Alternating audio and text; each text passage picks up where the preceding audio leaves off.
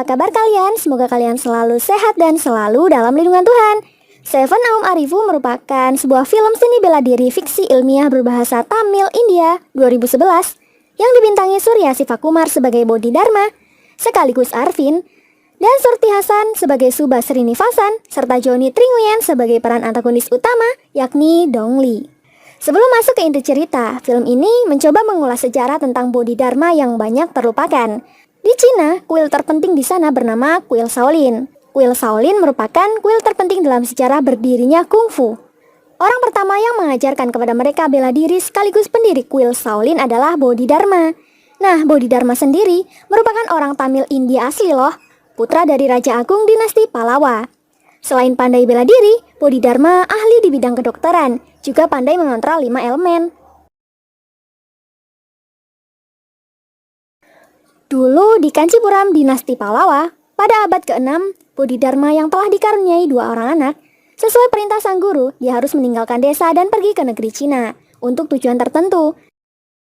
Dan sebelum pergi, dia telah menulis prasasti, di mana pada waktu yang tepat, buku itu akan sangat berguna. Lalu Bodhidharma pun segera meninggalkan desa dengan kudanya.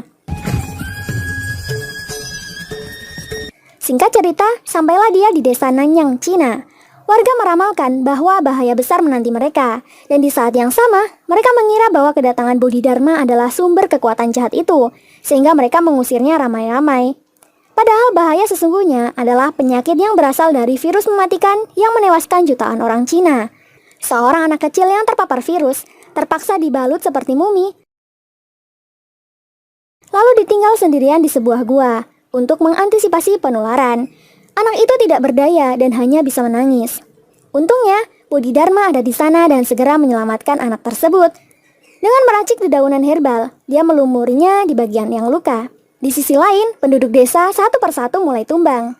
Dan tidak ada yang berani mendekat karena takut tertular. Tapi Bodhidharma datang kembali ke desa itu dengan membawa kembali anak sakit itu sembuh, lalu mempertemukan kembali kepada ibunya.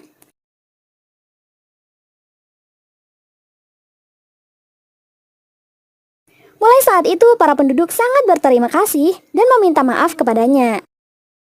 Lalu Bodhidharma menyembuhkan semua orang yang terpapar virus sampai sembuh, dan mengajarkan obat-obatan penyembuh kepada para dokter yang berasal dari seluruh penjuru Cina untuk menghentikan pandemi virus ini.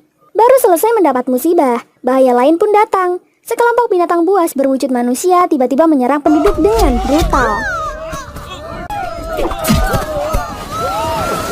Dan sekali lagi, Bodhidharma dengan mudah mengalahkan mereka. Dia menggunakan keterampilan hipnotisme sehingga membuat musuh berbalik menyerang kawannya sendiri.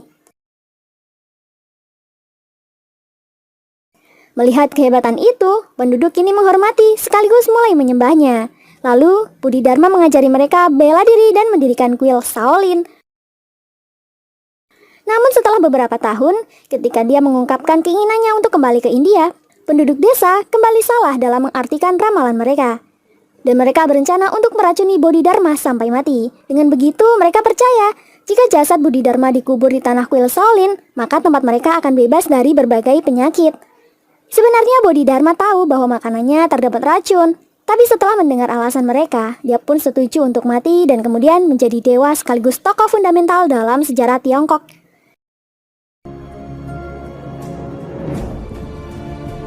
Yang dijuluki sebagai Damo. Dan inilah sejarah Shaolin Kungfu di Cina. Setelah seni diajarkan dan terlupakan oleh orang pribumi, kini seni itu kembali dan melawan negara asalnya sendiri. Di Tiongkok modern, Dongli sebagai murid terbaik Kungfu Shaolin diberi tugas untuk memulai perang biologis yang direncanakan organisasi teroris Cina untuk melawan India. Dongli sangat berdarah dingin, tapi semua ajaran Kungfu Shaolin sudah di luar kepalanya. Dia juga pandai ilmu hipnotisme dan membuat seorang pengawal terbaik membunuh dirinya sendiri. Melihat kemahiran itu, ketua organisasi tersebut semakin yakin dengan Dongli dan hari itu juga mereka langsung mengirimnya ke India. Lalu Sin menunjukkan suasana Chennai, India. Ini adalah Arvin. Dia berasal dari desa Kanchipuram yang masih menjadi keturunan Bodhidharma sebagai nenek moyangnya. Dia bekerja di Bombay Circus, Hari ini dia tertarik dengan Subha Srinivasan, seorang mahasiswa genetik engineering yang hendak meneliti seekor monyet sirkus. Tapi bos menolaknya karena mereka tidak cukup uang untuk menyewa. Arvin mencoba merayu bos untuk mendapat perhatian Subha, tapi sia-sia.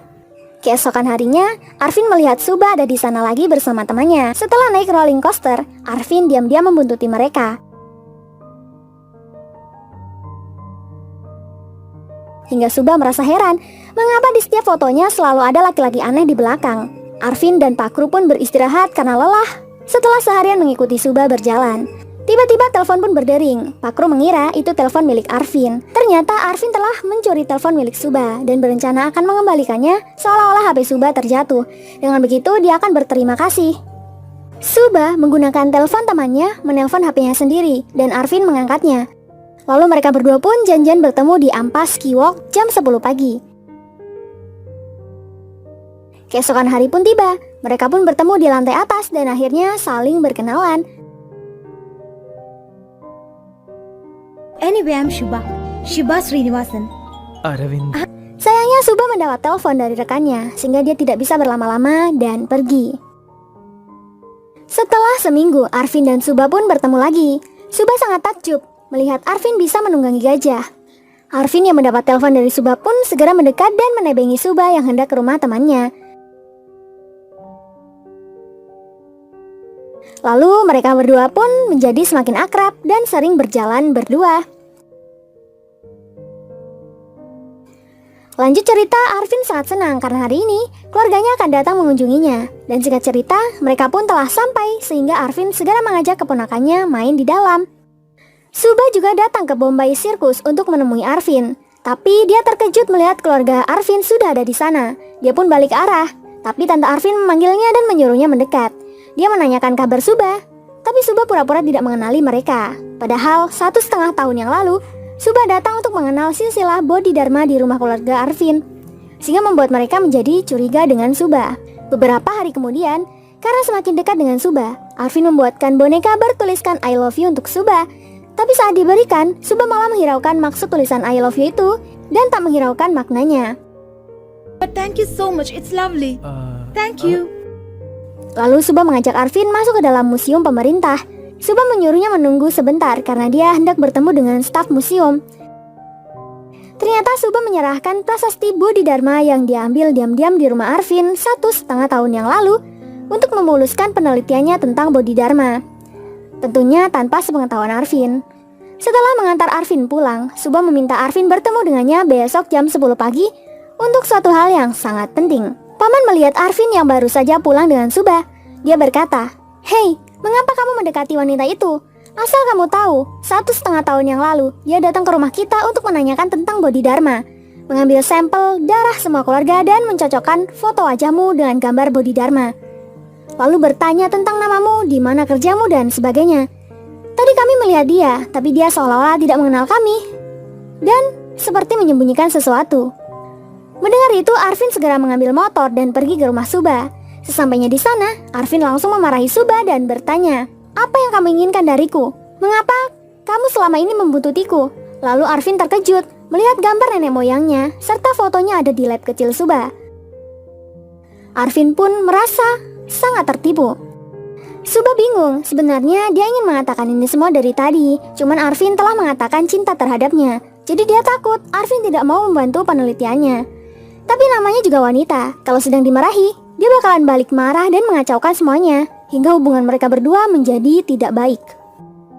Karena masih membutuhkan Arvin, Subha memberanikan diri datang mencari Arvin untuk mengajaknya ke suatu tempat. Tapi Arvin menolak karena terlanjur kecewa. Setelah dinasihati Pakru, Arvin akhirnya mau ikut dengan Subha. Ternyata Subha membawa Arvin ke museum pemerintah kembali. Subha memberitahu Arvin tentang prasasti yang ditulis pada abad ke-6, di mana Arvin mempunyai keterkaitan dengan buku ini, karena yang menulis prasasti itu adalah nenek moyangnya sendiri, Bodhidharma. Sebelum Arvin mempelajarinya, Subha mengajak Arvin terlebih dahulu ke rumah sakit kanker dan penyandang disabilitas.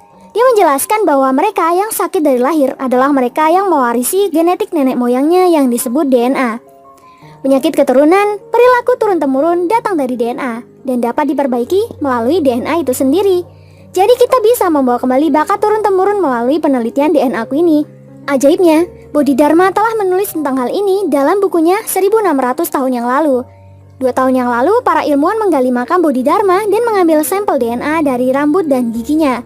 Dan ini adalah hasil DNA Bodhidharma. Keluarga Arvin adalah keturunan Bodhidharma di Kanchipuram. Tetapi yang paling mirip dan 80% lebih identik adalah DNA milik Arvin. Oleh sebab itu, Subha sangat membutuhkan bantuan Arvin agar mau mengaktifkan DNA Bodhidharma ke tubuhnya. Supaya bakat mengkontrol 5 elemen yakni air, kayu, api, tanah, dan logam, juga bakat pengetahuan tanaman obat bisa diaktifkan kembali. Dan Arvin pun setuju untuk berkontribusi dalam penelitian. Di sisi lain, Dongli akhirnya sampai di kota Cina, India, dan dia pun segera melakukan aksinya.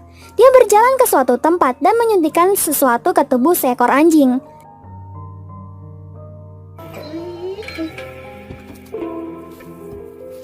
Polisi melihat aksinya dan segera memeriksa. Setelah ditemukan barang-barang yang mencurigakan, dia pun hendak ditangkap. Tapi dengan mudah, Dongli menyerang semua polisi.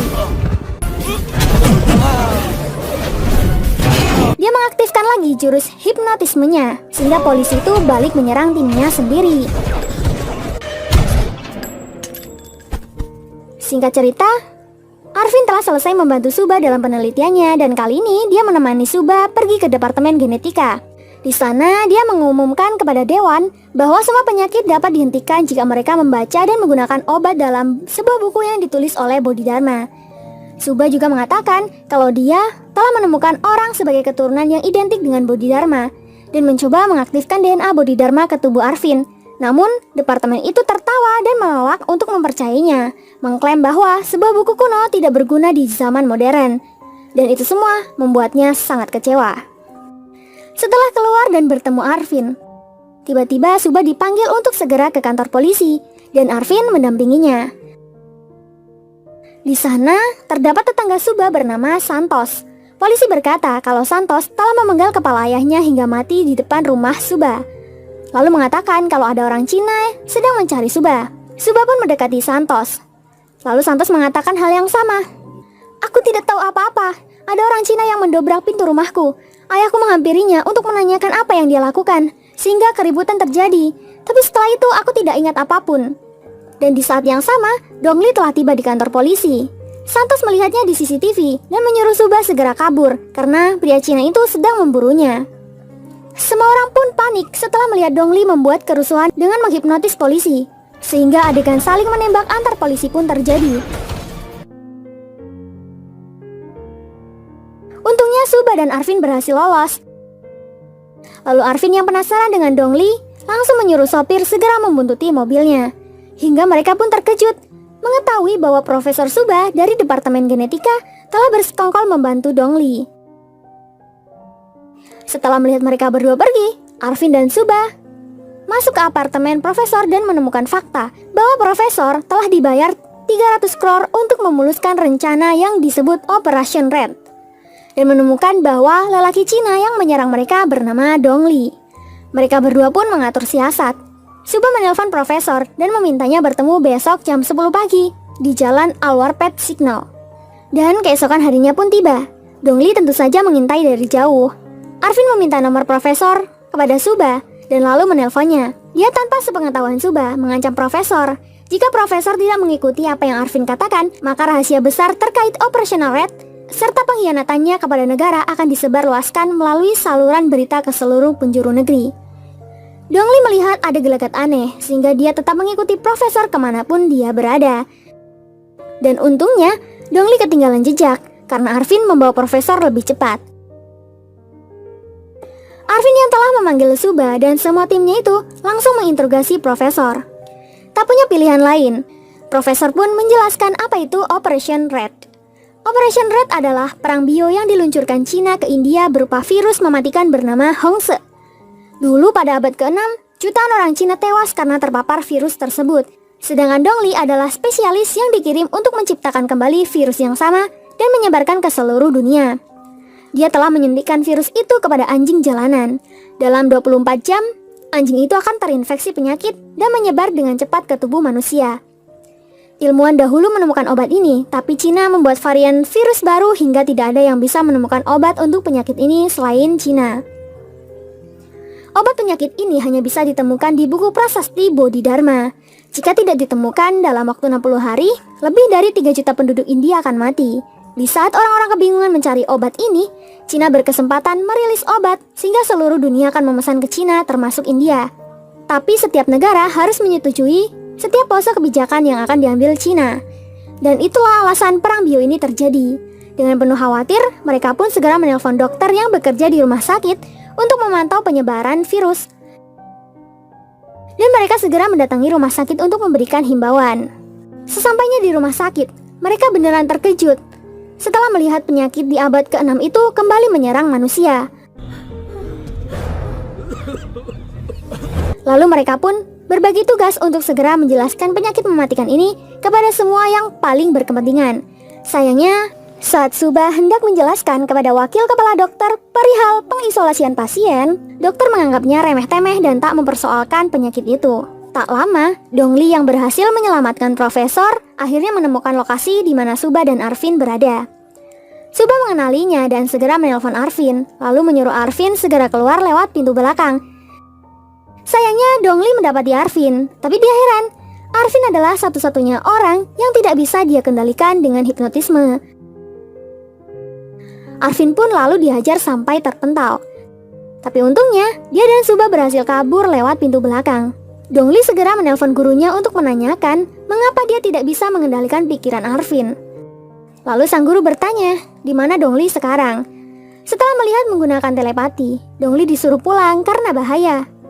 Yang hendak dia lawan adalah titisan Damo, alias Bodhidharma. Dongli keras kepala dan tak mau mendengar, dan dia malah menantang dirinya sendiri untuk mengalahkan Arvin. Lanjut cerita, Dongli masih mencari Subha dan Arvin. Saat dia tahu posisi mereka, dia pun mengacaukan lalu lintas di sana. Bahkan mereka berdua hampir mati dibuatnya.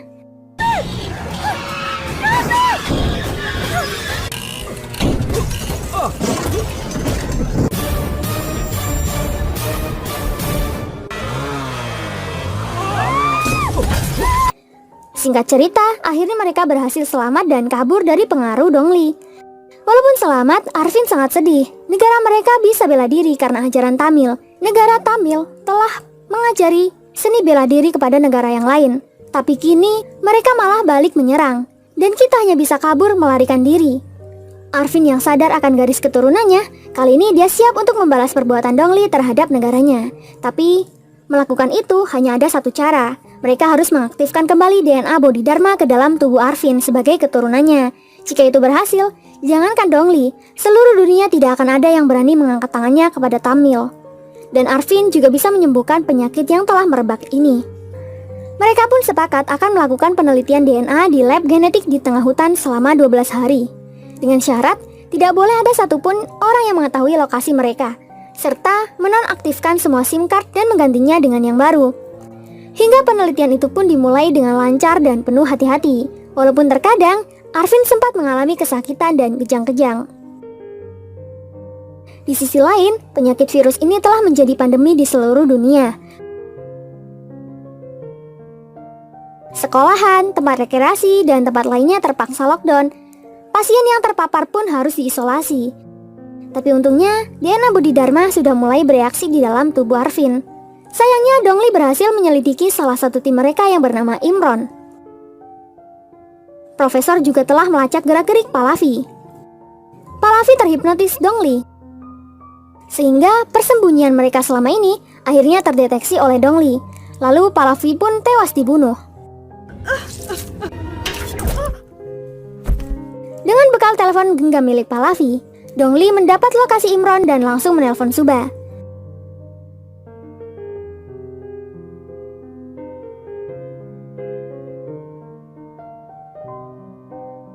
Subha sangat kesal. Ditambah lagi, Dongli menyuruh Imron menabrakkan dirinya di jalan.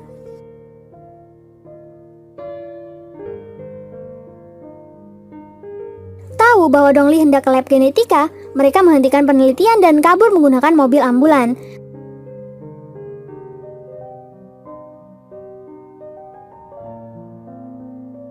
Tetapi, Dongli mengejar mereka dan membuat Arvin terpental keluar.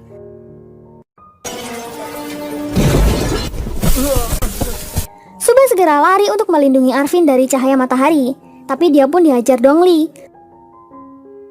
Lalu Dongli menghajar Arvin habis-habisan.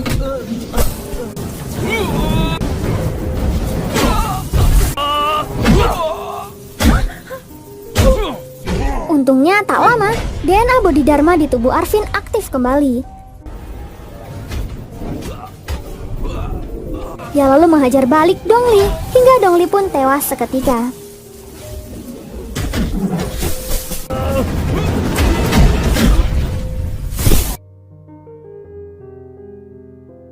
Arvin lalu menggunakan obat kuno untuk menyembuhkan penyakit yang mematikan itu, sehingga seluruh India pun bersih dari virus Hongse. Atas jasa yang sangat besar untuk dunia kesehatan, Arvin dan Suba pun menghadiri acara televisi. Arvin pun memberitahu, sekaligus mengingatkan tentang pentingnya sejarah, karena bisa jadi itu akan sangat berguna di masa yang akan datang. Terima kasih buat kalian yang sudah support channel ini. Jangan lupa tinggalkan like dan saran kalian di kolom komentar. Sampai jumpa di alur cerita berikutnya. Terima kasih.